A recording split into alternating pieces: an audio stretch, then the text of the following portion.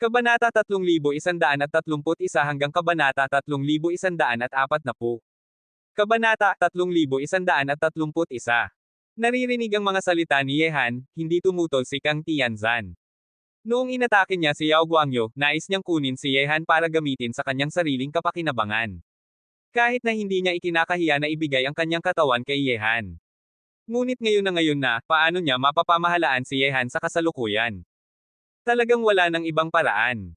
Tinitigan ni Kang Tianzan si Yehan gamit ang matalas na mga mata, para bang sinusubukang makita kung nagsisinungaling ba ito sa kanya. Ito na ngayon ang pinakamabisang at pinakamabilis na paraan. Sige, natatandaan ko na ang kapatid ng iyong kasintahan ay dumating na rin sa Mangshan, hilingin kong tulungan niya akong haborin ito, at tulungan mo akong pagalingin.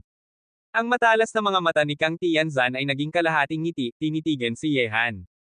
Naririnig ito, nagulat sandali si Yehan, napakabilis ng pagbabago ng babaeng ito, at gustong isama pa si Yeching. Huwag! Walang masabi si Yehan sandali, nahihiyang nagsabi, sa totoo lang, hindi naman problema kung hindi mo haborin, kailangan lang ng kaunting dagdag na pagsisikap. Bakit, mayroon ka na bang ibang pagpipilian ngayon? Titingin sa nahihiyang si Yehan, patuloy na nagsasalita si Kang Tianzan na may kalahating ngiti, gayunpaman, sa tingin ko mas masasaya kung sasali rin siya, hindi ba? Matuwid na nagsabi si Yehan, dahil pagpapagaling ito, syempre mas mabuti kung tahimik lang. Naningkit ang mga mata ni Kang Tianzan at nagsabi, ngunit mukhang may ilang taong mahilig tumingin sa katawan ng iba. Ngayong binibigyan ka na ng pagkakataon, bakit hindi ka naman sumusubok? Naririnig ito, biglang nag-init ang puso ni Yehan, at nakangiting masama, babae, huwag mong akong inuusig, tayo lang dalawa dito, kung wala ka namang lakas para haborin ang iyong mga damit, hindi ako magdadalawang isip na tulungan kang haborin ito. Naririnig ito, nanginginig ang mga pilik mata ni Kang Tianzan, tinignan siya ng masama at nagsabi, kung gusto mong gawin, gawin mo na ngayon, wala akong panahon para magtagal dito. Hindi na rin gustong ipagpatuloy ni Yehan ang pagtatalo tungkol sa bagay na ito. Kung tatawagin talaga ng babaeng ito si Yeching, talagang mahihiya siya. Kung hindi haborin, huwag na lang. Basta't sa harap ng kanyang pangitain na nakakakita ng lahat, parang wala nang suot si Kang Tianzan. Siyempre, hindi sasabihin ni Yehan kay Kang Tianzan ito, lihim niyang tinitingnan ang tanawin, at hindi alam ng babaeng ito, hindi ba't mas masasaya yun, kung tungkol sa dagdag na pagsisikap, sulit naman ito. Agad na, mga alon ng makapangyarihang lakas ng buhay ang nagtipon mula sa paligid na daigdig, at lahat ay dumaloy sa mga palad ni Yehan, naging marangyang lakas ng buhay at ipinadala patungo sa katawan ni Kang Tianzan. Ang mga puwersang nagsasabuatan ay nagkakasalungat sa isa't isa. Gayunpaman, ang puwersa ng sumpa ay tumagos na sa puso ni Kang Tianzan. At hindi makapagbibiro si Yehan sa lugar na ito, kaya't kailangan niyang gamitin ang kanyang pangitain na nakakakita ng lahat para makita ang sitwasyon sa loob ng kanyang katawan, ngunit ang pagtingin na ito ay halos manggigigil sa isip ni Yehan ngayon, ang lakas ng batas ng buhay na kanyang kinokontrol ay nagiging hindi mapigil din sa loob ng katawan ni Kang Tianzan, na nagdulot ng kislap ng init at galit sa magagandang mata ni Kang Tianzan. Harapin ang kakaiba at apoy ng mga mata ni Yehan, biglang nanginginig ang puso ni Kang Tianzan para sa walang dahilan. Naramdaman niyang sa ilalim ng tingin ni Yehan, naging hubad na siya, at ang pagsusuot ng damit ay katulad na lamang ng walang suot. Ano ang tinitingnan mo? Galit na tiningnan ni Kang Tianzan, huwag mong isipin na parang hindi niya ikinakahiya na haborin ang kanyang mga damit sa harap ni Yehan, ngunit talagang ikinakahiya niya ito, kahit na nakadamit na siya ngayon ay nararamdaman niyang walang katiyakan. Wala akong nakikita. Mabilis na kumalma si Yehan, at muli na namang kinokontrol ang lakas ng batas ng buhay na umikot sa katawan ni Kang Tianzan, ngunit ang puwersa ng sumpa ay napakasamang uri, at ito ay isang ganap na bago at hindi pa nakikita ni Yehan na uri ng lakas, parang uod na nakakapit sa paa, napakahirap itong pilitin palabas ng katawan, at ang batas ng buhay ni Yehan ay makakapaglaban lamang dito. Napakakahibang na lakas. Ito na ba ang tinatawag na sumpa? Puwersa ng sumpa. Kumunat ang noo si Yehan, naiinis. Talagang may ganitong mahiwagang lakas sa mundong ito. Noong unang panahon, noong maunlad pa ang Taoismo, lumitaw ito minsan. Gumawa sila ng labis na makapangyarihang sumpa sa emperador ng langit, at bawat salita at bawat pahayag ay nagpapatahimik sa mga tao, kahit na basta na lang magsalita ang kabilang partido, ang mga salita ay maaaring sumunod sa batas at maging katotohanan. Agad na, hindi na nakatuon ang isip ni Yehan sa perpektong tanawin na nagpapaiyak sa kanya, ngunit buong puso niyang hinaharap ang puwersang ito ng sumpa. Ang batas ng buhay at ang puwersa ng sumpa ay itinuturing na nangangampanya sa katawan ni Kang Tianzan. Ang mga puwersang ito ay nagbabanggaan sa isa't isa, na nagpapahirap kay Kang Tianzan, na naging daluyan. Ang pawi sa kanyang maputlang mukha ay parang ulan na. Gayunpaman, kahit na ganoon pa man, ang batas ng buhay ni Yehan ay hindi pa rin nakapigil sa puwersa ng sumpa, at isinasaalang-alang pa na ang puso ni Kang Tianzan ay naabot na ng puwersang ito ng sumpa, kailangang maglaan ng kaunting pagsisikap si Yehan para pigilan ang puwersang ito ng sumpa na patayin siya. Matapos gumana ng halos 3 hanggang 4 na oras, ang puwersa ng sumpa sa katawan ni Kang Tianzan ay napakalakas pa rin. Kahit gaano kahanga-hanga ang batas ng buhay ni Yehan, ang puwersang ito ng sumpa ay palaging makakain ng sigla sa katawan ni Kang Tianzan sa pinakamabilis na bilis. Nakita ito, kailangang unti-unting bawiin ni Yehan ang batas ng buhay. Titingin sa pawisin na si Kang Tianzan, sa huli ay naiintindihan na niya kung bakit kailangang ibaba ng babaeng ito ang kanyang pagmamataas at humingi ng tulong sa kanya bilang isang kalaban. Ito rin ang unang pagkakataon ni Yehan na makatagpo ng ganitong kakaibang lakas tulad ng puwersa ng sumpa, na naging dahilan para ang kanyang walang kapantay na batas ng buhay ay makatagpo ng matinding hadlang. Kumuha si Yehan ng tela para paunasan ang pawis sa mukha ni Kang Tianzan, at hindi umiwas si Kang Tianzan, mahina siya ngayon, kahit napilitin siya ni Yehan na gawin ang anumang bagay ngayon, wala na siyang magagawa kundi tanggapin ito. Natatakot akong mahirap na talagang malunasan ang puwersa ng sumpa sa iyong katawan. Umiiling si Yehan, wala na siyang intensyon na samantalahin si Kang Tianzan ngayon, napakakahibang ng puwersa ng sumpa sa katawan ng kabilang partido, sa pamamagitan lamang ng batas ng buhay ni Yehan ay imposibleng pilitin itong palabas ng katawan at ibalik ang sigla sa katawan ni Kang Tianzan. Nararamdaman din ito ni Kang Tianzan. Sa una, ang tanging taong makakatulong sa kanya ay si Yehan, ngunit ngayon kahit na siya ay tumulong na, hindi pa rin ito gumagana. Napakatakot ng sumpa ng hindi alam. Napakahina ni Kang Tianzan, ngunit hindi siya nagsisisi. Nagsabi si Yehan, nasa antas ka na ng unang antas na banal na hari. Sa iyong lakas, dapat na walang problema na mabuhay ka pa ng ilang araw. Baka makaisip ka pa ng ibang paraan para pauksain ang puwersa ng sumpa sa iyong katawan. Sa ngayon, wala akong magagawa. Kahit ikaw ay walang magawa. Baka nga matatapos na ang buhay ko bilang si Kang Tianzan dito. Lumitaw sa mukha ni Kang Tianzan ang matinding ekspresyon ng kawalan ng kagustuhan. Ang lungsod ng tadhana ay ang pinakamagandang larangan ng digmaan para sa kanya upang mapabuti ang kanyang sarili at palakasin ang kanyang sarili. Paano niya kayang tanggapin na mahulog sa ganitong sitwasyon sa sandaling kanyang nararatingan na? Kaya naman, pinakamabuting huwag mong inisin ang mga taong hindi mo alam, kahit ako ay nag-iingat sa kanila. Tumayo si Yehan at nagsabi, ang puwersa ng sumpa sa iyong katawan ay lumitaw dahil sa mga hindi alam na tao, anong kasunduan ang iyong ginawa noon? Kung tutuperin mo ang kasunduang ito, mawawala ba ang puwersang ito ng sumpa?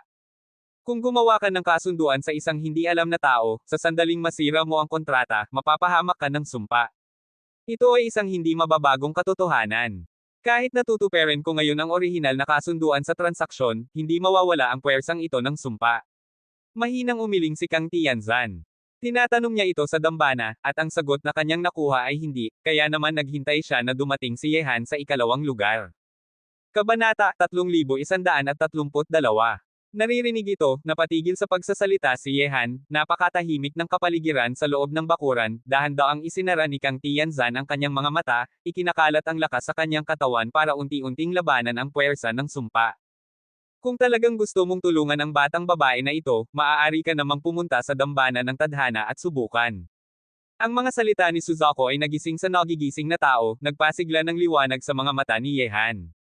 Ngunit hindi ito makatwiran. Bagamat magkasama silang nakatayo ngayon ni Kang Tianzan, sa kanilang mga posisyon, dalawa pa rin silang magkalaban, at hindi siya pababayaan ni Kang Tianzan hanggang sa mayroong pagkakataon. Sinuri ni Yehan ang mga kalamangan at kahinaan sa kanyang isip, titingin sa mga patak ng pawis na umaagos sa maputlang mukha ng babaeng iyon, napabuntong hininga si Yehan sa kanyang puso, kung hindi masyadong ambisyosa ang babaeng ito, hindi niya ikinakahiya kung anumang mangyari sa kanya, kahit na sila ay magkaibigan. Katumbas din iyon ang pagkawala ng isang kalaban.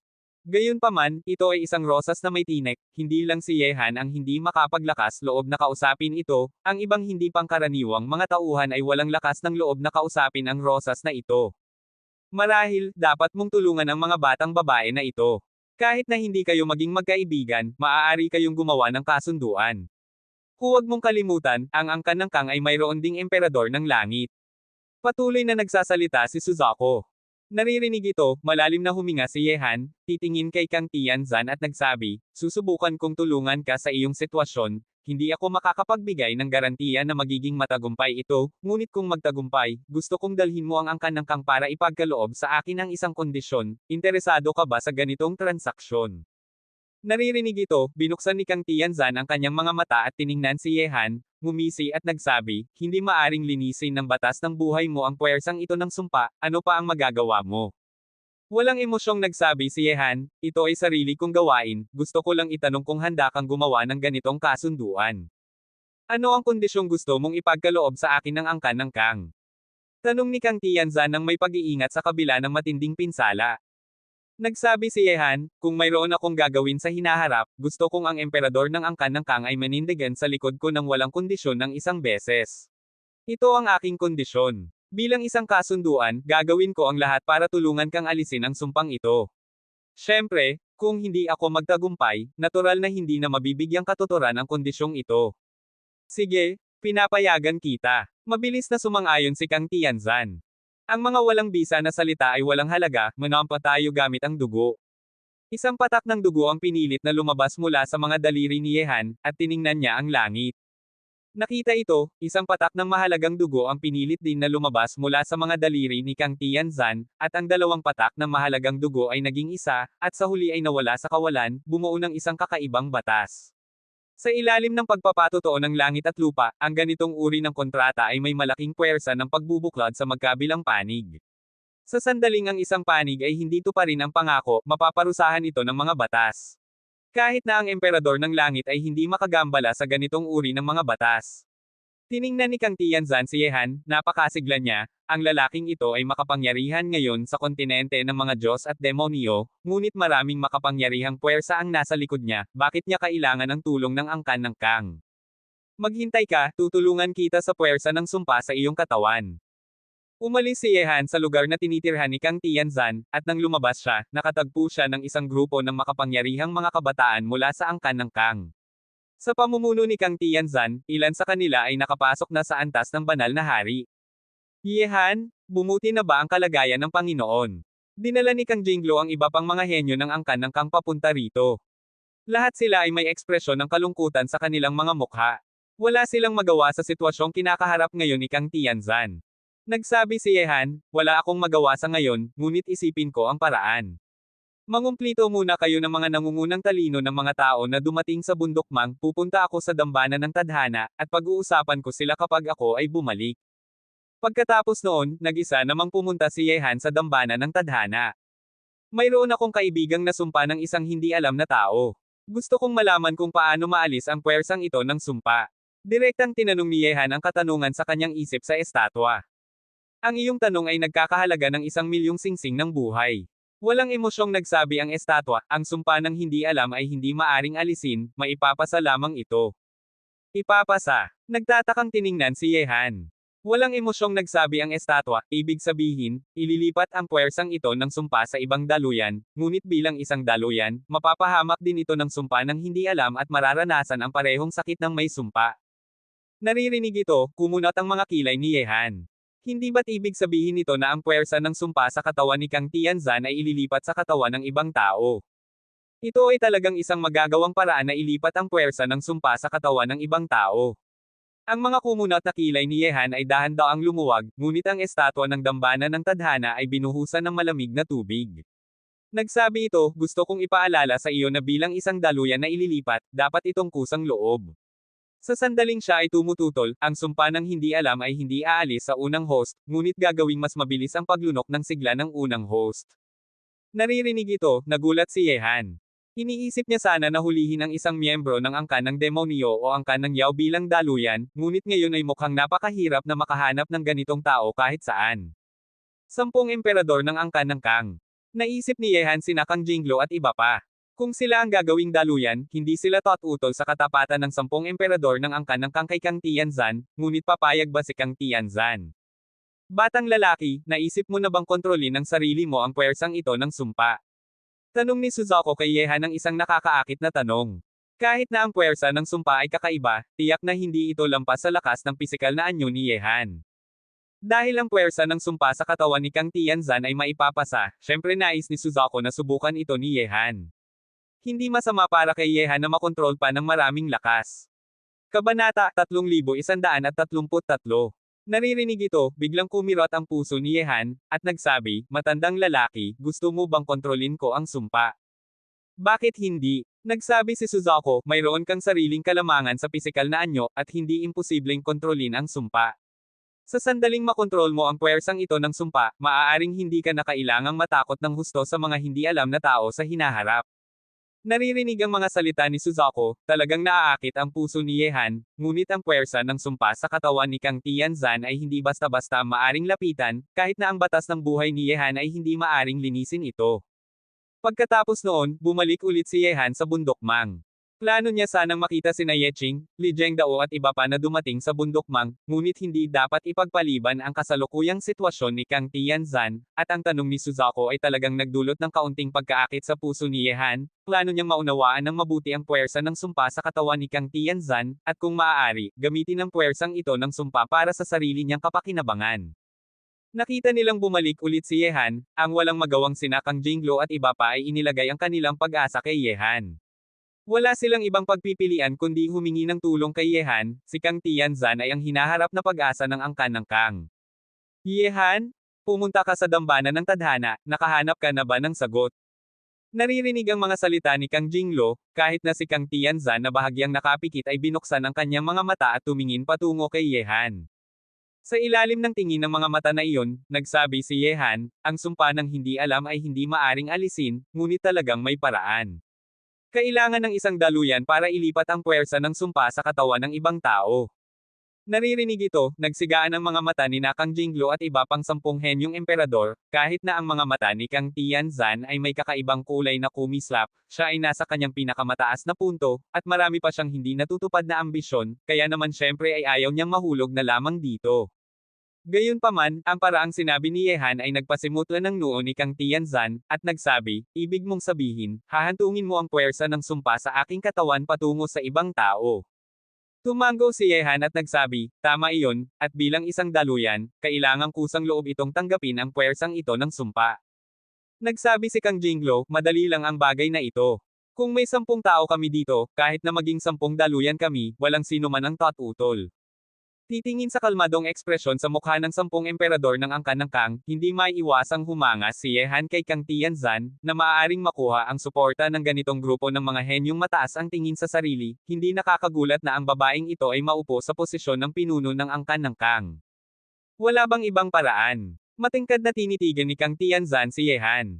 Umiiling si Yehan at nagsabi, bilang isang daluyan, sa sandaling maipasa ang puwersa ng sumpa sa iyong katawan, ang kabilang partido ay dadalhin ang lahat ng iyong tiniis, at sa huli ay ganap na malulunok ng puwersa ng sumpa ang sigla. Gayunpaman, interesado ako sa puwersa ng sumpa sa iyong katawan, kung maaari, ako na ang magiging daluyan. Naririnig ito, lahat ay nagulat ang 10 emperador ng angkan ng Kang. Hindi nila talaga inakala na handang maging daluyan si Yehan para kay Kang Tianzan. Kahit na si Kang Tianzan ay nagulat na tiningnan ang lalaking nasa kanyang harapan. Yehan, sigurado ka ba?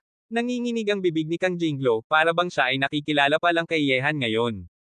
Hindi nagpaliwanag si Yehan sa kanila, inilabas niya ang kanyang mga kamay at nagsabi, lumabas na muna kayo, huwag ninyong hayaan na maistorbo kayo ng sinuman, kung hindi ko magagawa, gawin ninyo rin ito. Nakita ito, malalim na tumingin sina Kang Jinglo at iba pa kay Yehan at umalis dito. Sa buong walang tao na bakuran, tanging sina Yehan at Kang Tianzan na lamang ang natitira. Talagang handa kang maging daluyan na ito. Hindi pa rin makapaniwala si Kang Tianzan. Batay sa kanyang nalalaman kay Yehan, hindi pa man sila magkalaban, imposibleng ipagsugal ni Yehan ang kanyang buhay para tulungan siya. Sa mga bagay na iyon, hindi kailanman ipagsusugal ng lalaking ito ang kanyang buhay. Sa tingin mo ba ay biro ko lang ito sa iyo? Nakangiting nagsabi si Yehan, huwag kang masyadong maantig, tandaan mo na lang ang kasunduan natin. Kung nahihiya ka, handa akong tanggapin ito bilang isang pangako. Kung papalayasin mo ang lahat ng babae sa iyong paligid, hindi ako magdadalawang isip na ibigay sa iyo ang aking katawan. Sinulyapan ni Kang Tianzan si Yehan at walang emosyong nagsabi, kailangan mo bang haburin ang iyong mga damit? Habang nagsasalita, inilagay na ni Kang Tianzan ang kanyang mahinang kamay sa sinturon, at nang harapin muli si Yehan, hindi na siya kasing bantay ng husto tulad ng nakaraang pagkakataon. Nakita ito, medyo nahihiya si Yehan. Mukhang talagang naantig ang babaeng ito. Basta tumango si Yehan ngayon, magkakaroon ng eksenang magpapainit ng dugo mamaya. Gayunpaman, wala nang intensyon si Yehan na samantalahin si Kang Tianzan ngayon. Ang pinaka-interesado siya ngayon ay ang puwersa ng sumpa sa katawan ni Kang Tianzan. Kung makokontrol niya ang puwersang ito, maaaring talagang makinabang siya sa lungsod ng tadhana, bukod pa sa iba pang bagay, hindi na siya kailangang matakot ng husto kapag nakatagpo ulit siya ng mga hindi alam na tao. Bagamat talagang gusto kong makita ng buo ang magandang tanawin, pag-usapan na lang natin ang magandang tanawin sa hinaharap.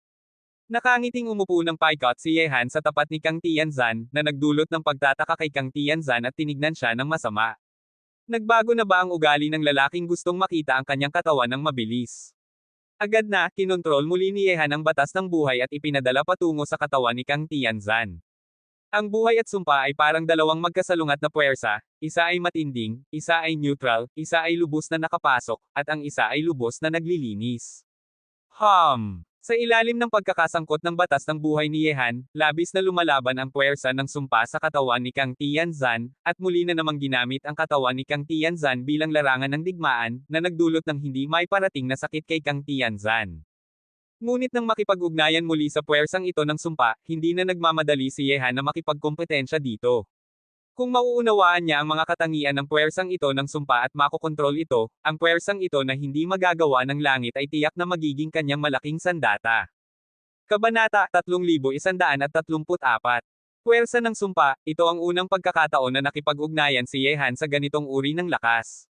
Hindi pa nakakita si Yehan ng ibang mga praktisyong nagpapalakas ng ganitong uri ng lakas noong siya ay nasa kontinente ng mga Diyos at demonyo. Maaaring sabihin na ang puwersa ng sumpa ay halos nawala na sa panahong ito. Nawala na, tanging sa huling panahon lamang, noong sinaunang panahon, makikita ang ganitong uri ng lakas na laganap sa mundo. Kaya naman, para kay Yehan, ang puwersa ng sumpa ay ganap na bago, isang hindi alam na lakas. Ang batas ng buhay ay dumagsa sa katawan ni Kang Tianzan, nakikipagkumpetensya sa puwersa ng sumpa. Ang dalawang puwersa ay parang nagtutulungan, ngunit sa mga katangian nito, ang dalawang puwersa ay nagtutulungan, ngunit ang batas ng buhay ni Yehan ay kapag inihambing sa puwersa ng sumpa ay malinaw na mas mahina, maliban na lamang kung mapapalakas muli ang batas ng buhay ni Yehan. Habang nakikipaglaban sa puwersa ng sumpa sa katawan ni Kang Tianzan, hinawakan din ni Yehan at naramdaman ang mga katangian ng puwersang ito. Ang puwersang ito ng sumpa ay naglalabas ng kasuklam-suklam na amoy. Sa sandaling hawakan, magdudulot ito ng pagkahilo sa tao. Makakapigil, parang may hindi nakikitang hangin na nakabara sa puso, na nagdudulot ng pagkabalisa at hirap sa paghinga. Ang puwersang ito ng sumpa ay parang isang kakaibang lakas ng isip. Matapos makipag-ugnayan ng ilang oras, sa wakas ay naiintindihan ni Yehan ang ilang paraan mula sa puwersang iyon ng sumpa. Ang ganitong uri ng sumpa ay may malaking epekto sa pagkakasakit ng isip ng isang practitioner. Sa sandaling ma-invade ng puwersang ito, mararamdaman niya ang maraming hindi magandang pakiramdam sa katawan. Sa totoo lang, ito ay isang damdamin lamang sa isip, ang epekto ng puwersa ng sumpa sa isip. Parang ang nakakains na puwersang naramdaman ni Yehan na nagmumula sa puwersa ng sumpa. Hindi naman niya amoy ang kasuklam-suklam na puwersa, kundi ang negatibong epekto ng puwersa ng sumpa sa kanyang isip. Ayon sa mga tala, ang puwersa ng sumpa ay talagang nagmumula sa isang kakaibang lakas ng isip sa pagitan ng langit at lupa. Ang puwersang ito ay umaangkop sa lakas ng isip ng practitioner, ngunit tanging ang katawan ng sumpa lamang ang maaaring magpalakas ng puwersang ito. Siyempre, ang iyong katawan ng lahat ng paraan ay maaaring magpalakas ng lahat ng uri ng paraan. At ang simpleng puwersa ng sumpa ay natural na hindi problema, ngunit ngayong pumasok ka na sa estado ng hindi masisira, pinakamabuting gawing batas ng sumpa ang puwersang ito ng sumpa, kung gayon, sa oras na iyon, ang iyong mga salita at kilos ay may tiyak na katangian ng sumpa sa liwanag ng dilim, at may mga alamat na ang emperador ng sumpa noong sinaunang panahon ay naging sanhi ng pagkamatay ng isang lahi na may daan-daang libong kaluluwa sa isang gabi lamang sa pamamagitan ng isang salita. Panipi. Dahan daw ang nagsasalita si Suzaku. Ang batas ng sumpa. May kislap ng liwanag sa mga mata ni Yehan habang nagsasalita, dahil ang puwersa ng sumpang ito ay nagmumula sa lakas ng isip sa pagitan ng langit at lupa, na umaangkop sa sariling lakas ng isip ng praktisyoner, at sa aking pisikal na anyo, kung ipapasok ko ang puwersang ito sa aking katawan, at pagkatapos ay gabayan ng lakas ng isip, maaari bang gawing sariling lakas ito? Patuloy na nagsasalita si Suzaku, sa teorya, posible ito.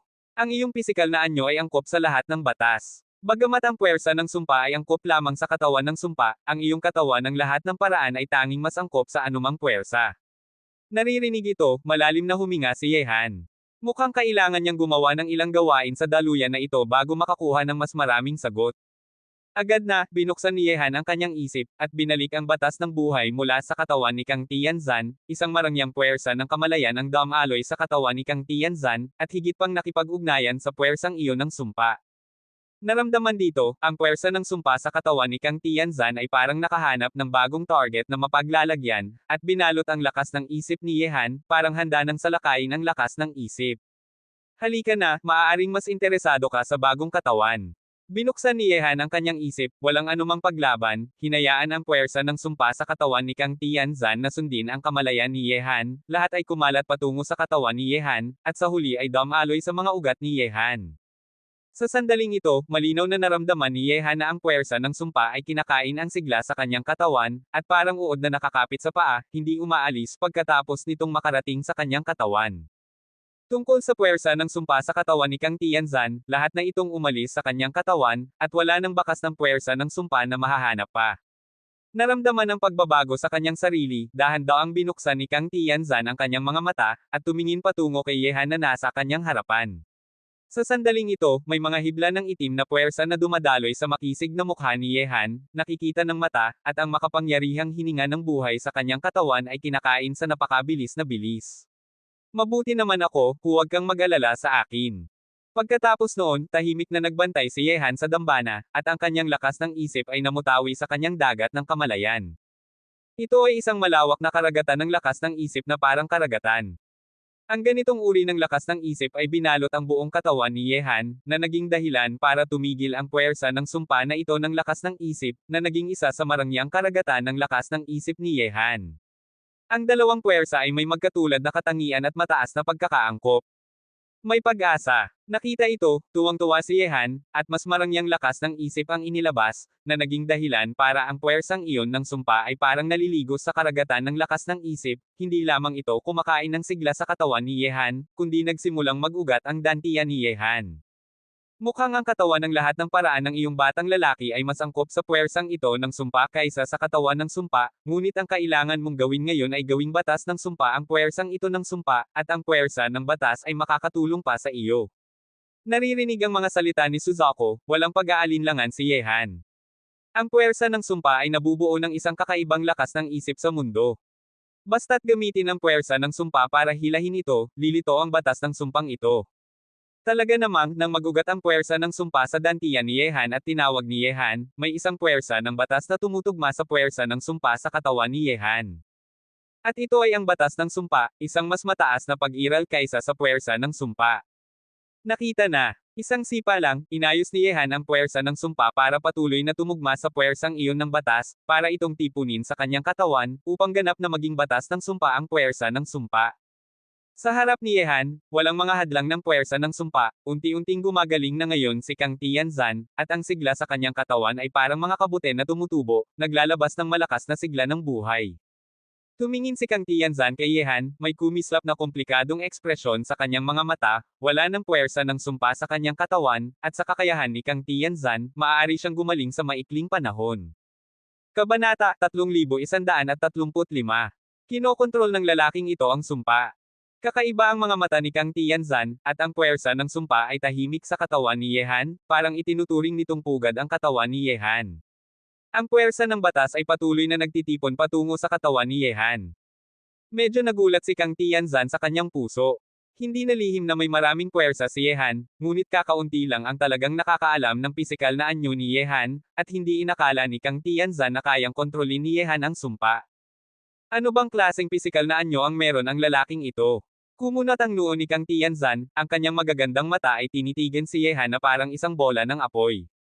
Sa ilalim ng paggabay ng puwersa ng sumpa sa dantian, sa wakas ay kinontrol ni Yehan ang batas ng sumpa na umiiral sa pagitan ng langit at lupa, at ipinasok ito sa kanyang katawan, upang ganap na maging batas ng sumpa ang puwersa ng sumpa. Ang iba pang puwersa ng batas ni Yehan ay sama-samang naninirahan, at walang senyales ng kaguluhan. Agad na pagkatapos, dahan-dahang binuksan ni Yehan ang kanyang mga mata. Sa sandaling ito, parang walang pagbabago si Yehan, ngunit ang panganib na nagmumula sa kanyang katawan, kahit na si Kang Tianzan na nasa kanyang harapan ay labis na natatakot sa kanyang puso.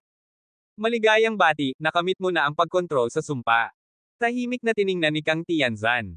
Bagamat talagang nagulat siya sa kakayahan ni Yehan na kontrolin ang sumpa, alam niyang tiyak na maraming kahangahangang lihim ang lalaking ito. Hindi alam kung ilang uri ng puwersa ang mayroon ng kabilang partido. Swerte lang. Ayaw ni Yehan na magpatuloy sa paksang ito, at nagtanong, mabuti naman, wala nang panghihimasok ng puwersa ng sumpa, dapat na makabawi ka sa iyong pinakamataas na estado sa maikling panahon, hindi ba? Salamat sa iyo, basta bigyan mo ako ng kalahating araw, makakabawi ako sa aking pinakamataas na estado. Sinulyapan ni Kang Tianzan si Yehan at patuloy na nagsasalita, hindi nakakagulat na handa kang maging daluyan na ito, mukhang bago pa ito ay mayroon ka ng balak na kontrolin ang puwersa ng sumpa.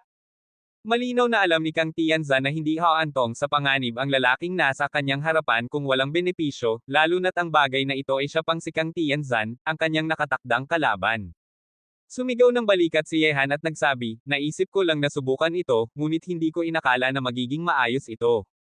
Ngayong natulungan kitang alisin ang puwersa ng sumpa sa iyong katawan, sana'y tandaan mo ang kasunduan nating dalawa. Ang aking si Kang Tianzan ay tutupad sa sinasabi ko, at kung ipinapangako ko, tiyak kong gagawin ko ito. Kapag kailangan mo ito, lalabas ang emperador ng angkan ng Kang para sa iyo ng isang beses. Tumayo si Kang Tianzan at nagsabi, marami na ngayong nangungunang henyo ng mga tao ang dumating sa bundok Mang, nais kong ipagsama ang lahat ng mga taong ito para pumunta sa isang lugar, gusto mo bang sumama? Nagtanong si Yehan, saan? Ang hadlang ng langit. May kislap ng liwanag na kumikislap sa mga mata ni Kang Tianzan. Matagal na siyang nasa ikalawang lugar, at may ilang pag-unawa siya sa hadlang ng langit. Ang hadlang ng langit, baka ito ay isang hindi alam na lugar. Kuryosong tanong ni Yehan. Hindi naman siguro. Nagsabi si Kang Tianzan, ang hadlang ng langit na ito ay matatagpuan sa pinakakahilaga ng ikalawang lugar. Ito ay isang likas na hadlang, parang umaabot ito sa buong mundo, at mahirap para sa sinumang masira ito. Isang malakas na likas na hadlang, tiyak na may mga kahangahangang magagandang bagay sa loob, hindi mo ba gustong malaman kung anong kasunduan ang aking ginawa sa hindi alam na tao? Ito ay ang hadlang ng langit. Sa una, gusto kong ipadala ako ng hindi alam na tao papasok sa hadlang ng langit, ngunit sa kasamaang palad ay napakamahal ng halaga na binayaran. Kaya naman, ikaw ang nagwakas ng kasunduan ng mag-isa, at iyon ang dahilan kung bakit ka nasumpa ng hindi alam. Tumingin si Yehan kay Kang Tianzan at nagtanong. Tumango si Kang Tianzan, walang dapat itago, bukod pa rito, gusto rin niyang makipagtulungan kay Yehan pagkatapos nilang pumasok sa hadlang ng langit, patuloy na nagsasalita si Kang Tianzan. Ngunit hindi ako ang tanging nakakaalam ng hadlang ng langit, ang iba pang tatlong lahi, at ilan sa mga nangungunang batang makapangyarihang tao sa gitnang teritoryo ng Diyos ay alam ang pag-iral ng hadlang ng langit, at sa tingin ko maraming makapangyarihang mga tao ang nagtitipon sa harap ng hadlang ng langit. Naririnig ito, kumunat ang noo ni Yehan. Maraming tao ang nakakaalam nito, kahit nabuksan pa ang hadlang ng langit, napakahirap makakuha ng mga bagay na nasa loob. Gayunpaman, sa kasalukuyang lakas ni Yehan, tiyak na hindi siya matatakot. Kahit na makatagpo siya ng mga hindi pangkaraniwang tauhan mula sa iba't ibang lahi, ang pinakamahalagang general, at si Yu Honghuang, sigurado siyang mananalo. Bukod pa rito, ang braso ni Yehan ay ang susi para buksan ang lahat ng hindi alam na lugar sa lungsod ng tadhana, at gusto rin niyang makita kung maaaring buksan ng braso na ito ang hadlang ng langit. Sige, kapag gumaling ka na mula sa iyong mga sugat, pumunta tayo sa hadlang ng langit para tingnan, at tingnan natin kung gaano nakalaki ang pag-unlad ng ibang mga tao. Tumango si Yehan. Matapos pumasok sa lungsod ng tadhana, hindi pa niya nakikita sina Yi, Wang Chuyi, at Baxia, ang tatlong hindi pangkaraniwang tauhan. Pagkatapos noon, umalis si Yehan sa lugar na tinitirhan ni Kang Tianzan, at sa pamumuno ni Kang Jing Building ay pumunta sila sa isang matagal nang hindi nagamit ngunit maayos na napangangalagaan na pangunahing bulwagan sa lungsod. Sa kasalukuyan, maraming nangungunang batang makapangyarihang tao ng mga tao ang nagtitipon sa bulwagang ito. Marami sa kanila ang dumating dito matapos silang maabisuhan ni Yehan. Wow! Boss! Miss na miss kita. Sa oras na ito, nang pumasok si Yehan mula sa labas ng bulwagan, isang figure na ang sumugod patungo sa kanya, na may mukhang may sipon at luha na naging dahilan para sipa ito ni Yehan, hindi mo man lang sinagot ang anumang liham nang pumasok ka sa lungsod ng tadhana, ngayon mo lang ako naisip. Boss, hindi ko ito masisisi, sino bang nagsabi na ang mga walang hiya na mga demonyo ay bulag? Sumigaw ng balikat si Leng Shuya ng may sama ng loob. Nang pumasok siya sa lungsod ng tadhana, agad siyang hinabol ng mga demonyo. Gayunpaman, lahat ng mga demonyo na humabol at pumatay kay Leng Shuya ay hinalo ng lalaking ito sa huli. Matapos patayin ang mga demonyo, natural na pumasok si Leng Shuya sa ikalawang lugar. Ikatlong kapatid, isa kang hakbang na huli sa amin, ngunit sa labanan sa tabing dagat, maraming henyo sa tabi ng mga tao ang pumasok sa ikalawang lugar. Lumapit sina Li Zhengdao at iba pa, tiningnan si Yehan at ngumiti. Napatigil si Yehan sa mga katawan ni na Yeching at Ao Zishuan, at nagsabi, nakahanap ako ng isang hindi alam na lugar sa tabing dagat noong araw na iyon, kaya ako ay naantala, kuyang lalaki, tawagin mo ang lahat ng mga master na nasa itaas ng semi-santo ng mga tao, pumunta tayo sa isang lugar para makilala ang mga tao mula sa ibang tatlong pangunahing lahi. Boss, pupunta ba tayo sa hadlang ng langit? Maagang pumasok si Leng Shuya sa ikalawang lugar, at naiintindihan niya ang intensyon ni Yehan nang marinig ito. Narinig na niya ang lugar na tinatawag na hadlang ng langit, at maraming henyo mula sa kontinente ng mga Diyos at demonyo ang nagtitipon doon. Kabanata 3136. Nagsabi si Li Zhengdao, ikatlong kapatid, narinig ko na ang hadlang ng langit ay isang likas na hadlang na umaabot sa ikalawang lugar. Ang mga kasalukuyang henyo sa kontinente ng mga Diyos at demonyo ay walang magawa laban dito. Sasali ba tayo? Nagsabi si Yehan, interesado ako sa hadlang ng langit. Napakalaki ng likas na hadlang na ito, tiyak na mayroong hindi alam na magagandang bagay sa loob. Kung mayroong ganitong magandang bagay, hindi dapat ito mapupunta sa ibang tatlong lahi. Kahit ano paman, dapat makakuha ng bahagi ang mga tao. Sige, hinahanap natin ang kayamanan sa panganib, susundin ka namin, at ngayon ay mayroon pang si Kang Tianzan, maaaring hindi na mas mahina ang mga tao kaysa sa kanila. May kislap ng apoy sa mga mata ni na Li Zhengdao at iba pa. Matapos gumawa ng desisyon, mahigit 50 henyo ng mga tao na nasa itaas ng semi-santo ng bundok mang ang nagtipon dito isa-isa. Ang ilan sa kanila ay mga semi-santo na sa labas ng lungsod ng tadhana, at ang ilan ay sumulong pagkatapos nilang pumasok sa lungsod ng tadhana at makakuha ng pagkakataon. Matapos tipunin ng mga henyong ito ng mga tao na nasa semi-santo at mas mataas pa, tahimik na naghintay si Yehan para kay Kang Tianzan. Basta't gumaling na si Kang Tianzan mula sa kanyang mga sugat, pupunta ang mga tao sa hadlang ng langit at makikilala ang ibang mga lahi.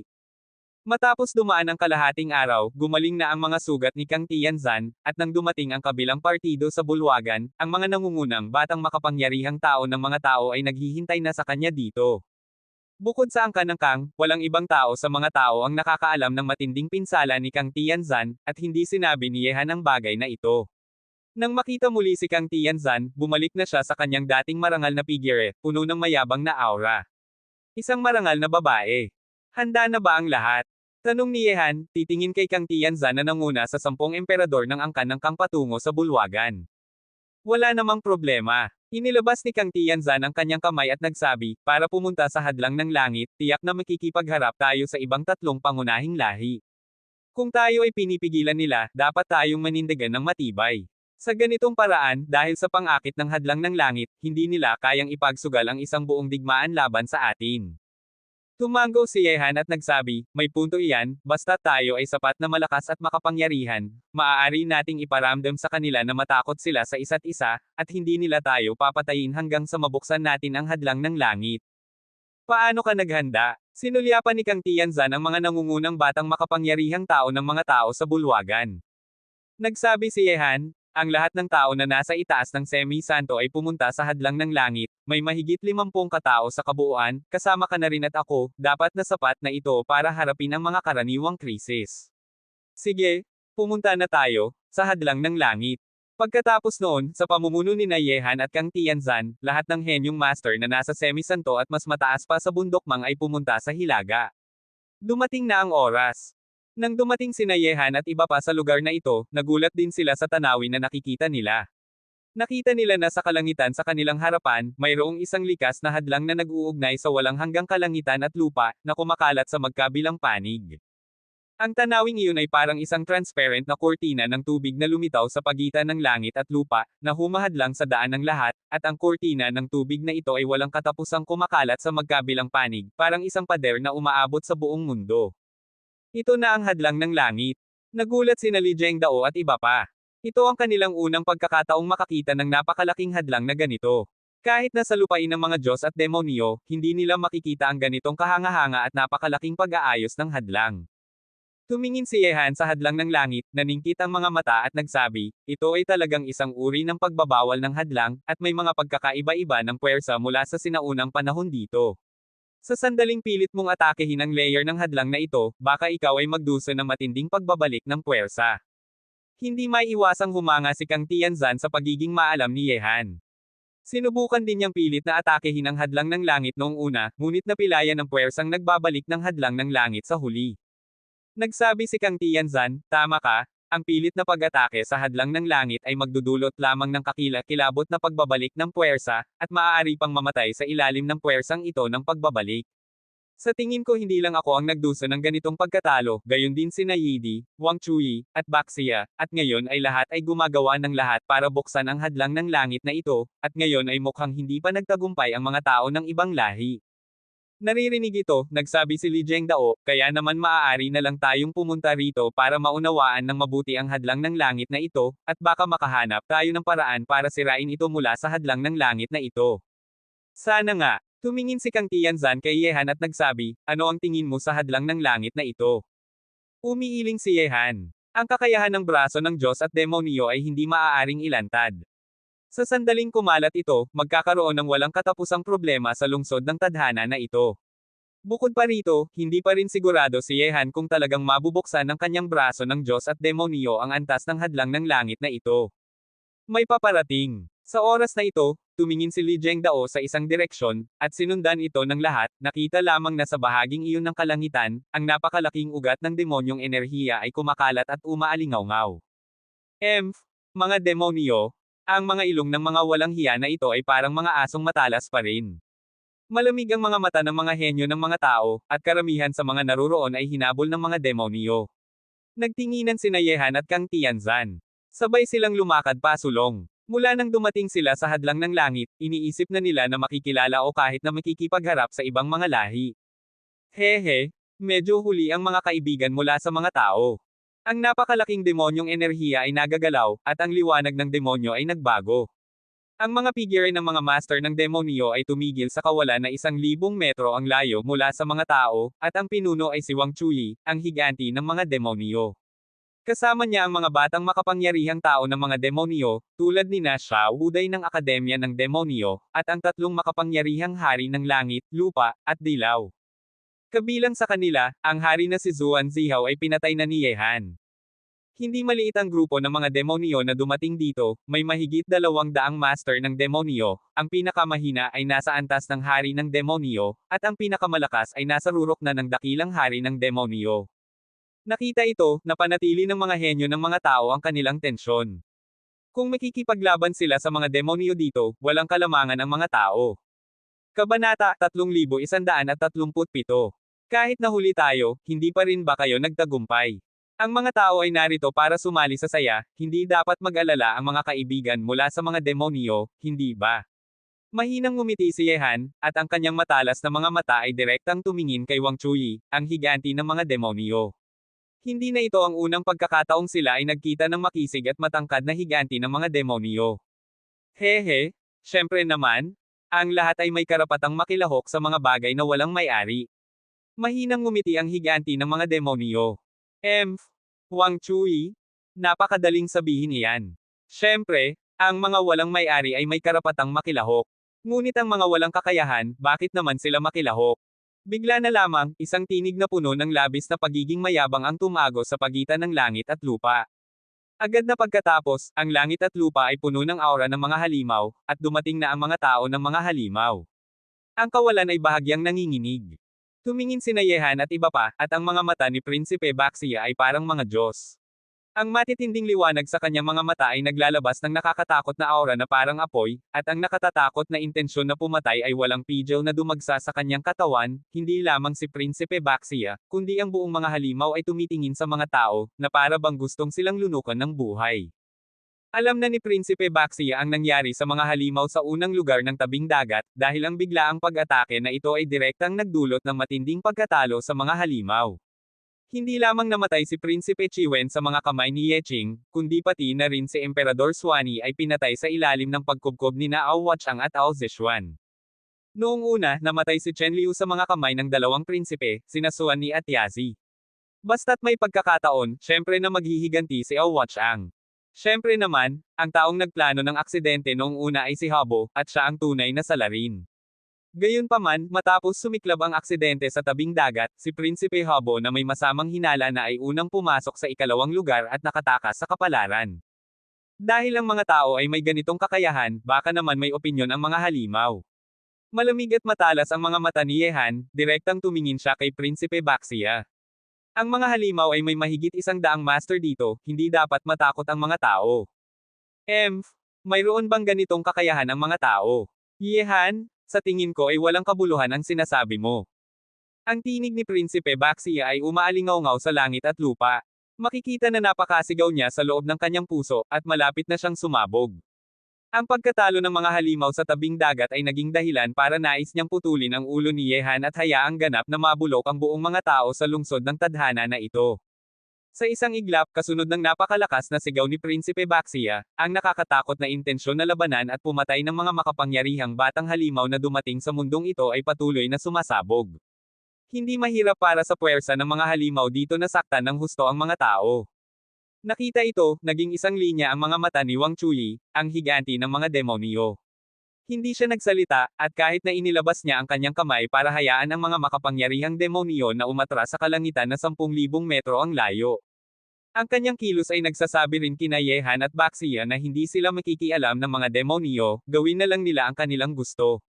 Syempre naman, basta tamang oras, ang lubhang mapanlinlang at marunong makapagplano na higanti ng mga demonyo na ito ay malamang nasasaktan pa ang mga nahihirapan.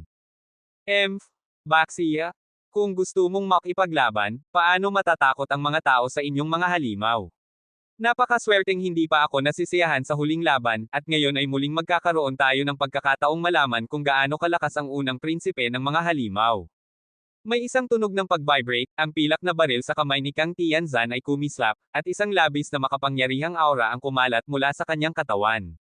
Ang damdaming labanan ay napakalakas na para bang mababaliw ang mundo, at lahat ng mga henyo ng mga tao ay sunod-sunod na lumabas, tumitingin sa mga halimaw. Nakita ito, may kislap ng liwanag na kumikislap sa mga naningkit na mata ni Wang Chuyi, ang higanti ng mga demonyo. Harapin ang mga halimaw, talagang handang lumaban ang mga tao. Bagamat ang mga tao ay pinamumunuan ng dalawang hindi pangkaraniwang tauhan, sina Yehan at Kang Tianzan, sa aspeto ng lakas, ang puwersa ng mga tao ay hindi pa rin makakapantay sa mga halimaw. Batang lalaki, tayo. Tumingin si Haring Chanzihaw kay Wang Chuyi, at may isang matapang na ekspresyon na kumikislap sa kanyang mga mata ng demonyo.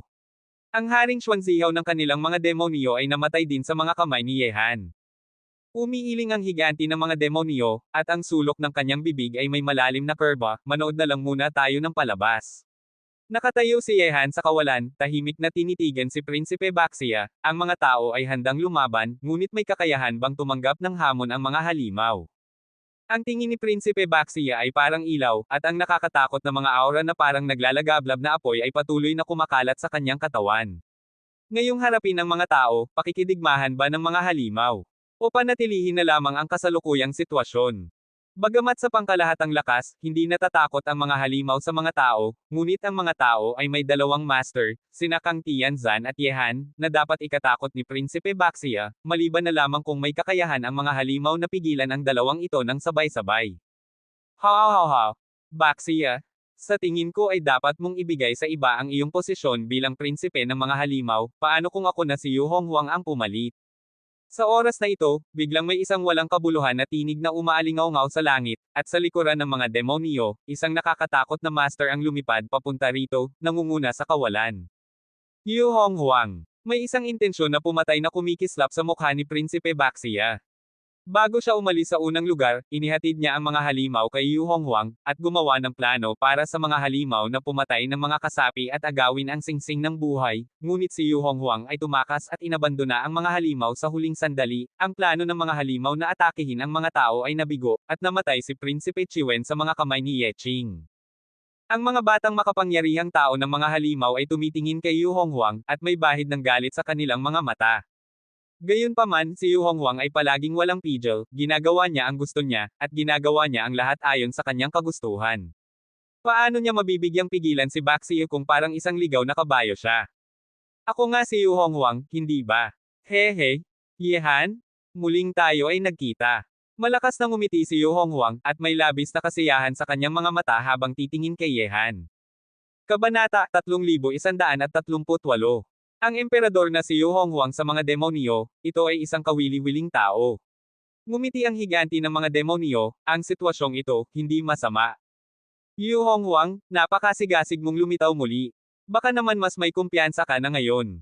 May isang matalim na ekspresyon na kumikislap sa mga mata ni Yehan. Kung titingnan lamang ang lakas, si Yu Honghuang ay mas nakakatakot at mas makapangyarihan kaysa kay Baxia.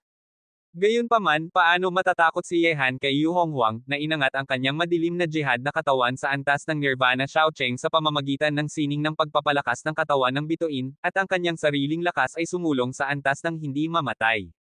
Haha, Yehan? Ang paraan mo ng pag-atake sa kaluluwa ay hindi na epektibo sa akin. Ngayon, tiyak akong makikipaglaban ulit sa iyo para ipakita ang aking lakas. Ang damdaming labanan ay kumukulo at umaapaw. Nakita ito, may kislap ng liwanag na kumikislap sa mga mata ng dati ng madilim na si Prinsipe Baxia. Kung pipigilan ni Yu Honghuang si Yehan, mas madaling haharapin ang natitirang si Kang Tianzan. Mukhang hindi pa sapat ang aral na ibinigay ko sa iyo noong nakaraan, Yu Honghuang, kung gusto mong makipaglaban, tutulungan kita. Ang intensyon ni Yehan na pumatay ay napakalakas, dahan-daang tumingin siya sa mundo, unang emperador, dahil narito ka na, sa tingin ko ay hindi na kailangang magtago pa, lumabas ka na. Narito na ang mga tao mula sa mga demonyo at halimaw, at narito na rin ang mga tao mula sa mga Diyos, ngunit kung nais nilang magtago sa dilim at manood ng palabas, hindi papayagan sila ni Yehan na gawin iyon. Yehan, huwag mong sabihin na gusto mong pukawin pa ang ating mga Diyos. Sa walang emosyong tinig, may isang nakakatakot na puwersa ng emperador. Ang unang emperador, ang pinakamakinang na batang henyo sa kontinente ng mga Diyos at demonyo, ay dahan-daang lumitaw. Ito ay isang napakagwapo at walang kapantay na lalaki na nakasuot ng puting damit na parang nyebe, walang makikitang depekto sa kanyang katawan, maaari lamang siyang ilarawan bilang perpekto, ang kabilang partido ay may malakas na banal na liwanag sa kanyang katawan, na nagniningning sa buong mundo. Ang mga batang makapangyarihang tao ng mga Diyos ay lumitaw din isa-isa, tulad ng pinakamahalagang general ng Diyos na si Yang Erlang, Taiyin Division ng Seminary, sina Chu Tianpeng, Yu Chungang, Li Kunlun, Yin Chanji, at iba pa. Ang bilang ng mga nangungunang batang makapangyarihang tao ay lampas din sa 200 katao. Nang makita ang paglitaw ng unang emperador, hindi nagulat sina Wang Chuyi, ang higanti ng mga demonyo, Prinsipe Baxia at iba pa. Ang tatlong pangunahing lahi ay nagtitipon sa harap ng hadlang ng langit. Dahil sila ay lumitaw dahil sa mga tao, natural na lalabas din ang mga Diyos. Siyempre naman, sa paglitaw ng unang emperador, ang pinakamahalagang kandidato para sa emperador ng langit, hindi lamang ang mga tao kundi pati na rin ang ilang mga nangungunang henyo sa mga halimaw at demonyo ay nakaramdam ng malakas na presyon. Bago pa lumitaw ang mga batang henyo ng lahat ng lahi, ang lalaking nakasuot ng puting damit na parang nyebe ay ang pinakamakinang nabituin sa mundo. Ang kanyang liwanag ay nangingibabaw sa lahat ng mga batang henyo at henyo ng lahat ng lahi. Tinitigan din ni Yehan ang unang emperador. Ito ang unang tunay na pagkakataong sila ay nagkita. Bagamat nagharap na sila sa gitna ng bansa, at medyo natalo si Yehan at nawala ang banal na lungsod ng Tianlong. Ngunit bago iyon, hindi pa sila talagang nagkita, o nakipaglaban sa isa't isa. Yehan, muling tayo ay nagkita. Sa sandaling ito, sa likuran ng unang emperador na nakasuot ng puting damit at nagniningning, si Li Kunlun na nakasuot ng maskara ay may kakaibang mga mata. Gusto niya ang pakiramdam na titingnan si Yehan sa dilim. Mayroon siyang pakiramdam ng tagumpay na nagpapahintulot sa kanya na kontrolin ang lahat. Dahan-dahan niyang ibabalik ang lahat ng kanyang nawala sa China mula kay Yehan. Sa pagitan ng langit at lupa, kasunod ng paglitaw ng unang emperador na nanguna sa mga batang makapangyarihang tao ng mga Diyos, ang kapaligiran sa mundong ito ay nagbago ng kaunti. Sa kasalukuyan, ang 4 na pangunahing lahi ay nagtitipon, at ang 5 hindi pangkaraniwang tauhan sa listahan ng mga kandidato para sa Emperador ng Langit ay lahat na narito sa mundong ito. Kung hindi mag-ingat, magkakaroon ng kakilakilabot na kaguluhan sa pagitan ng mga lahi. Gayunpaman, kung titingnan ang kasalukuyang sitwasyon, tanging ang mga tao at mga halimaw ang magkakaroon ng labanan sa mundong ito. Hindi alam ang layunin ng mga demonyo. Dahil ang mga Diyos ay manunood ng palabas sa lihim mula pa noong una, siguradong wala silang intensyon na gumalaw, at manunood na lamang ng labanan ng dalawang tigre. Siyempre naman, sa sandaling magkaroon ng hidwaan ang mga tao at mga halimaw, anuman ang resulta, maaaring hindi na makakapigil ang mga demonyo at Diyos. Ito ay isang magandang pagkakataon para maubos ang mga nangungunang henyo ng ibang mga lahi. Paano hahayaan ng mga hindi pangkaraniwang tauhang tulad ng unang emperador at Wang Chuyi na mawala ang magandang pagkakataong ito? Dahil ito ay isang palabas, dapat mong panoorin ito ng bukas. Kung iisipin mo, ang unang emperador ng mga Diyos, hindi ka dapat maging isang taong lihim na tumitingin, hindi ba? Tahimik ang mukha ni Yehan. Bagamat ito ang unang pagkakataong niyang makilala ang unang emperador ng mga Diyos, naranasan na ni Yehan ang antas ng panganib mula sa kabilang partido. Sa aspeto ng talino at lakas, siya ay hindi bababa sa sinumang tao, o kahit na mas mataas pa. Paano mo ako tuturuan kung paano gagawin ng aking unang emperador ang mga bagay na ito? Ang mga mata ng unang emperador ay parang mga Diyos, at ang kanyang aura ng kapangyarihan ng emperador ay inihambing sa ibang mga hindi pangkaraniwang tauhan sa mundo, tahimik niyang nagsabi. Gayunpaman, kailangan kong humanga sa iyong lakas ng loob. Ang mga tao ay ang pinakamahina sa lungsod ng tadhana, ngunit may lakas silang loob na pumunta sa hadlang ng langit para makakuha ng bahagi, at kahit na makipaglaban sa mga halimaw. Hindi mo ba iniisip na ikaw at si Kang Tianzan ay maaaring kontrolin ang lahat? Kung gusto ng mga Diyos na maging mangingisda, gawin na nila iyon, ako si Kang Tianzan ay hindi kailanman matatakot sa anumang hamon. Ang lahat ay mga hadlang para sa kanyang paghahari sa mundo. Baka hindi alam ni Kang Tianzan kung paano isulat ang salitang takot. Kahit na siya ay nasumpa ng isang hindi alam na tao at muntik nang mamatay, wala siyang kahit kaunting takot. Ang lakas ng loob ay palaging nagmumula sa malaking lakas. Dahil kayo ay nanonood ng palabas, mangyaring sundin ang mga patakaran. Kung hindi, hindi ako magdadalawang isip na magganap sa inyong harapan. Sinulyapan niya ang higanti ng mga demonyo na si Wang Chuyi, ang kumpiyansa sa kanyang mga mata ay naging dahilan para unti-unting maningkit ang mga mata ng unang emperador at Wang Chuyi. Kuyang lalaki, hindi magandang gumalaw ngayon. Kahit na manalo ang ating mga halimaw kay Yehan, baka hindi tayo makakakuha ng anumang benepisyo. Sa sandaling ito, sa tabi ni Prinsipe Baxia, nagsabi si Prinsipe Hab uli, nakikita niya ng malinaw ang kasalukuyang sitwasyon, kahit na talunin ng mga halimaw ang mga tao, maaaring hindi sila magkaroon ng magandang karanasan sa mga demonyo at Diyos na nanunood ng palabas. Naririnig ito, paano hindi alam iyon ni Prinsipe Baxia, ngunit ang kasalukuyang sitwasyon ay napakalakas na parabang nasa isang tahimik na digmaan. Hehe, ito ay isang personal na hidwaan sa pagitan ng mga tao at mga halimaw. Ano man ang resulta, hindi kami makikialam ng mga demonyo. Sa mga salita ni Yehan, naiintindihan ng higanti ng mga demonyo na ang mga demonyo at Diyos ay naiiba sa mga tao at mga halimaw. May ilang salik, syempre naman, walang naniniwala sa sinasabi ng higanti ng mga demonyo. Dahil sinusunod mo ang mga patakaran, si Wang Chuyi, tiyak na hindi kami makikialam ng mga Diyos. Inilabas ng unang emperador ang kanyang kamay, at lahat ng mga batang makapangyarihang tao ng mga Diyos ay umatras ng 10,000 metro ang layo. Kabanata 3139. Nakita ito, may isang matalim na ekspresyon na kumikislap sa mga naningkit na mata ni Baxia, ang dalawang lobo na ito ay may kakaibang layunin. Yehan? Dahil maraming tao ang nanunood ng palabas, bakit hindi natin palitan ng paraan ang paglalaro nito? Lumabas si Baxia, hindi maiiwasang samantalahin tayo ng mga taong may kakaibang layunin. Sa laban na ito, magkakaroon tayo ng 2 tao bawat isa, walang alinlangan sa buhay o kamatayan. Naririnig ito, tumawa si Yehan at nagsabi, dahil iminungkahi ng maharlikang prinsipe, syempre akong sasama hanggang sa huli. Nakita ito, sa kalangitan sa malayong lugar, may kislap ng liwanag na kumikislap sa mga naningkit na mata ng unang emperador at Wang Chuyi. Sa una, nais nilang makita ang isang malakihang digmaan sa pagitan ng mga tao at mga halimaw, para maubos ang isa't isa ang dalawang dakilang lahi, ngunit sa ngayon ay mukhang mabibigo ang ideyang iyon. Sige, Baxia. Ako ang kalaban mo sa laban na ito, si Kang Tianzan. May isang tunog ng pag-vibrate, ang sibat sa kamay ni Kang Tianzan ay kumislap, at ang kanyang walang katapusang damdaming labanan ay naging dahilan para maging lubhang nakakatakot ang mundong ito. Sa mga kamay ni Baxia, laging nasa isip ni Kang Tianzan ito, at ngayon ay dumating na ang kanyang pagkakataong maghiganti. Sa isang iglap, si Kang Tianzan na likas na mapaglaban ay gumalaw na, at ang nakakatakot na liwanag ng espada ay sumabog sa langit at lupa na parang liwanag ng pagwawakas. Gamit ang lakas ng isang suntok, ang kawalan ay walang pigil na nagkagulo, at papalapit na sa Maharlika. Isang babae ka lamang, dapat na hindi ka na nasa listahan ng mga kandidato para sa emperador ng langit matagal na. Muli namang sumigaw si Prinsipe Baxia, ang nakakatakot na alab ng Taiwo ay parang pinagsama ang lahat ng lakas ng araw na bumagsak mula sa langit at lupa, na naging dahilan para maging lubhang madilim ang langit at lupa sa isang iglap, dambuhalang kamao ng Taiwo, pagsira sa lahat ng paraan. Boom! Ang walang pigil na pagbanggaan ay napakalakas. Kahit na ang mga demonyo at Diyos na nasa 10,000 metro ang layo ay naramdaman ang panginginig ng kawalan sa kanilang harapan, at ang lupa sa ilalim ng kanilang mga paa ay lubhang nasira. Yehan, hindi pa tapos ang laban natin.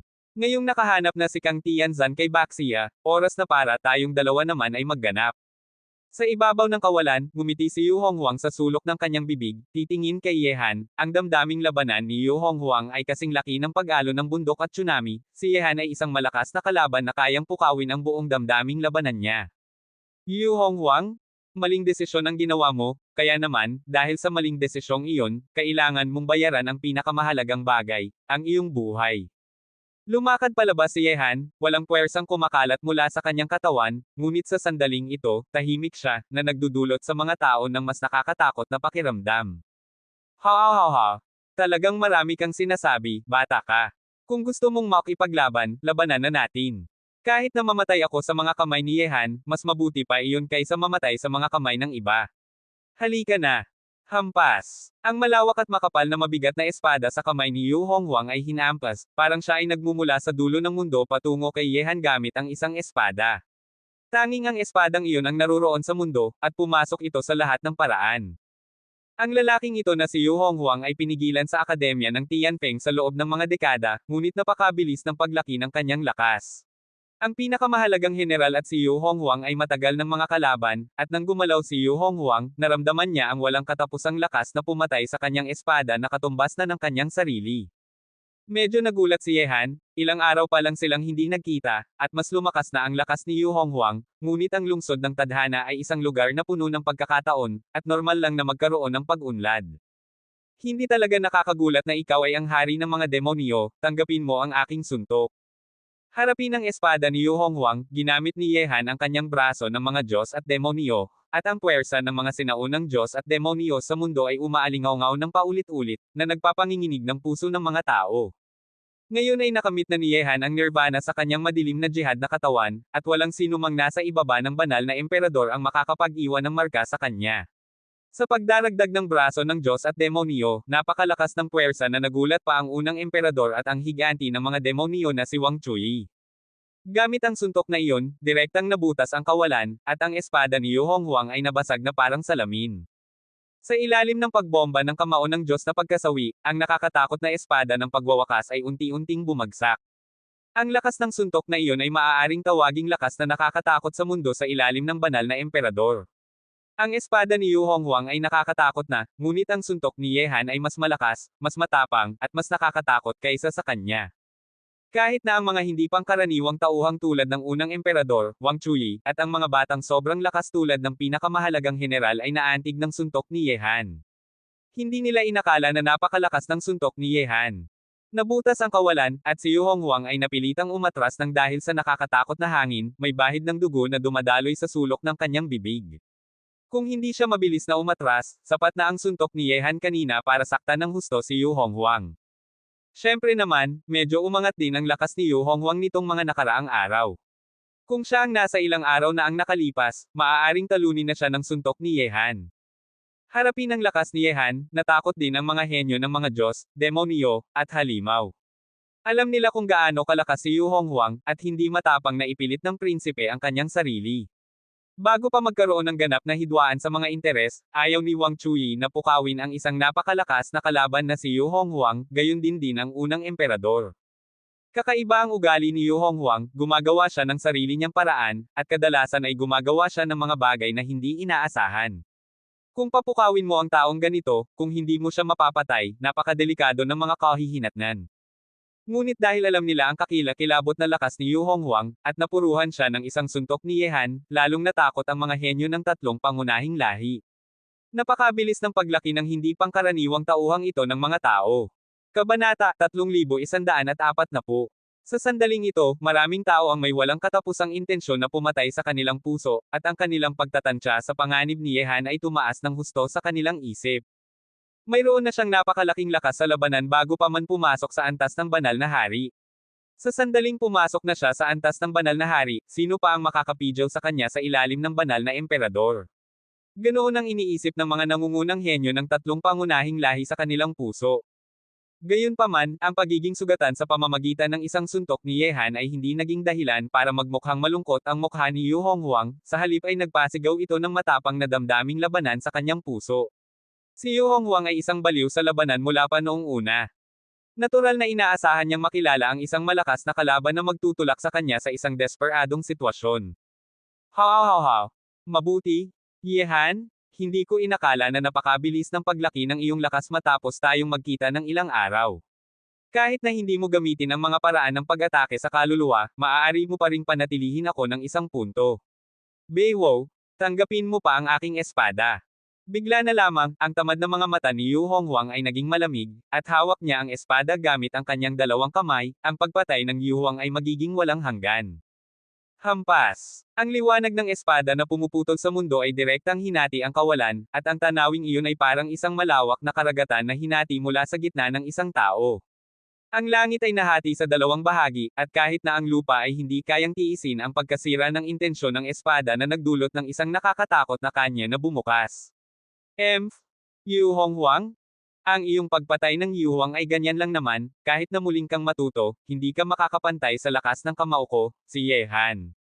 Malamig ang mukha ni Yehan, ang umalingaw-ngaw na mga sinaunang Diyos at demonyo ay muling nagtipon sa langit at lupa, sinuntok ni Yehan, at isang nakakatakot na sinaunang Diyos at demonyo ang lumitaw sa madilim na mundo, na may taas na daan-daang talampakan, napakatakot. Gumamit lamang siya ng 70% ng kanyang lakas, ngunit gumamit na si Yehan ng 80% ng kanyang lakas para sa suntok na ito. Sa totoo lang, gusto rin malaman ni Yehan kung gaano kalakas ang kanyang sariling lakas matapos mapabuti ang kanyang madilim na jihad na katawan at antas. At si Yu Honghuang, isang malakas na batang lalaki, ay naging pampaganda ng lakas ni Yehan. Uugong. Ang daang talampakang taas na sinaunang Diyos at demonyo ay umugong sa kawalan sa likuran ni Yehan. Nang sinuntok ni Yehan, ang nakakatakot na kamao ng sinaunang Diyos at demonyong ito ay sumabog din, diretang hinaharap ang paggalaw ng espada ni Yu Honghuang. Hampas, boom! Sa isang iglap, muli namang natakot ang mga makapangyarihang tao sa mundo nang makita na harapin ang ikalawang suntok ni Yehan, ang nakakatakot na espada ni Yu Honghuang ay muli namang nasira, at walang anumang paglaban, at sa pagkakataong ito, direktang sinabog si Yu Honghuang ng libu-libong metro, at siya ay umatras ng patuloy, ang dugo ay patuloy na umaagos mula sa kanyang bibig, at ang mukha ng kabilang partido ay naging maputlang parang nyebe sa isang iglap.